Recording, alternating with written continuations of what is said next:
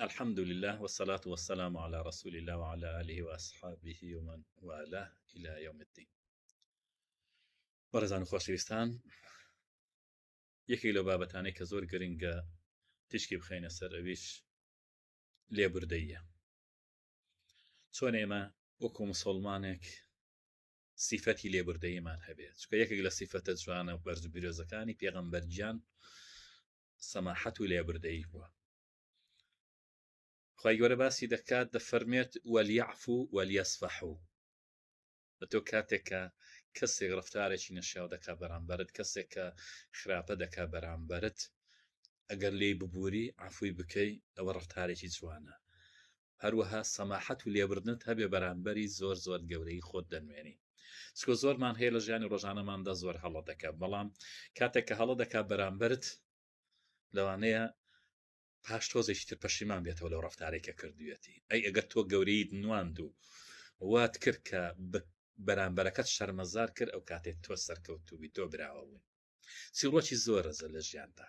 ئەگەر پێغەمبەرجیان بە نمونە بێنینەوە صلی الله عليه وسلم، کاتێک کە لە ناو مەکەدا داوای دەکرد بۆ ئیسلام، بۆ ڕزگارکردنی مرۆڤەکان لە جەهالەتەوە، لە بتپەرستی، لە شتێک کە بەدەستی خۆیان دروستیان کردبوو، دایان نابوو، سوژدەیان بۆ دەبێت، لێ دەپاڕانەوە کە نەگوێی هەبوو ببیستێت، نەزوبانی هەبوو کە قسە بکات، نەی دەتوانی زەرەر لە خۆی دوور بخاتەوە، ئەوانەیان دەپەرست، سوژدەیان بۆ دەکردنەشیان بۆ دەبێت، داوایان لێ دەکەن، قوربانیان لە پێناو دەکردن.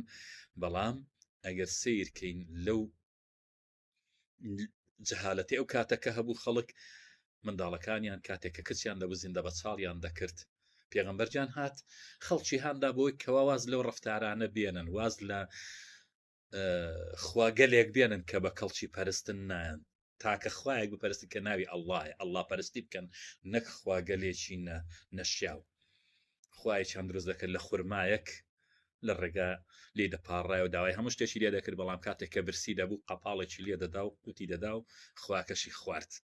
بۆیە من و تۆ پێویستە لە ژیان ناوی پێغەمبەری خوا زۆر شت فێربین، زۆر دەرس فێربین کەوا سەماحەت و لێبوردەییمان هەبێ.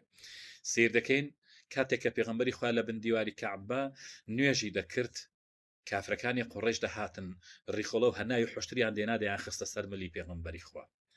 بەڵام کاتێک کە ئاوە ئازاریان دەدا، کاتێک کە فاتیمێکسی دەگەی باوکەجان هەتاکەی تۆ سەبر و ئارامی دەگری لەسەر ئەوەی کە ئاوە ئەو ڕفتارە نەشیاوانە بکەن بەرامبەرت، ئاوە ئازارت بدەن، ئاوە لەگەڵت مامەڵە بکەن کە خزم و کەس و ئامۆزا و کەس و کارەکانی دەوروبەری خۆتن.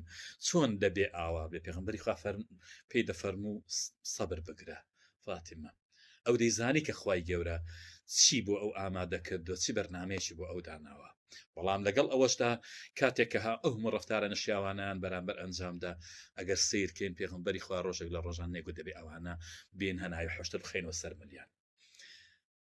ئەگەر چیرۆکی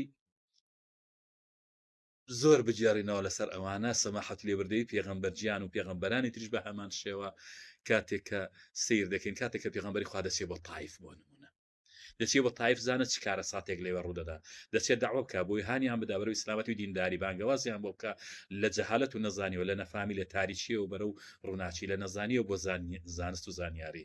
بەڵام ئەوان چۆن وەڵامیان دانەوە؟ بە منداڵەکانیان سەریان لە دوو پێغەمبەر و هاوڵانی لەسەر دەسەر دوو پێغەمبەر و پێغەمبەر ناسا سەلەم کەوا چی ڕفتاری ناشرین بەرامبەریان ئەنجامدا، قاچی بە خوێن دەهات.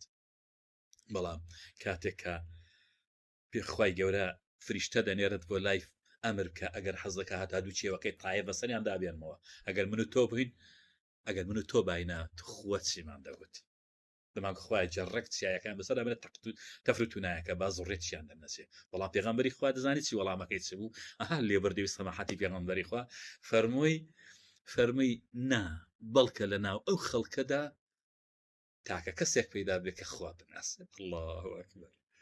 ئەو دووربینیە ئەگەر سیرکێ لێمە چەند کورد بینین، بەڵام پێغەمبەری خوا دووربین بوو، دەیزانی پەیامی خوا بەڕاستی سەبر و ئارامی دەوێ، پشوو درێژی دەوێ، لە بردەی دەوێ، سەماحەتی دەبێ ڕفتاری ناشرین بە ڕفتاری ناشرین وەڵام نەدرێتەوە.